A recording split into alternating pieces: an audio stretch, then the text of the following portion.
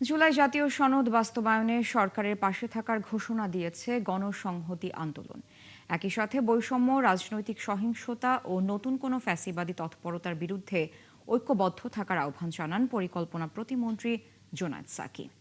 শুক্রবার বিকেলে রাজধানীর কেন্দ্রীয় শহীদ মিনারে জুলাই গণঅভ্যুত্থানের 2 বছর পূর্তি উপলক্ষে গণসংহতি আন্দোলন জিএসএ আয়োজিত গণসমাবেশে তিনি কথা বলেন। তিনি বলেন, রাষ্ট্রের গণতান্ত্রিক রূপান্তর ও সংস্কার বাস্তবায়নে তারা সহযোগিতা করবেন। শিক্ষা, স্বাস্থ্য, সামাজিক নিরাপত্তা, কর্মসংস্থান, জ্বালানি নিরাপত্তা, ব্যাংকিং সংস্কার ও বিনিয়োগ বান্ধব পরিবেশ গড়ে তোলার উপর গুরুত্ব আরোপ করেন তিনি। রাষ্ট্র এবং জাতীয় পুনর্গঠনের যে কর্তব্য আমাদের সামনে হাজির করেছে, এই কাজ সুইচ টিপে রাতারাতি করা যায় না। কাজেই এই কাজ করার সময় দিতে হবে।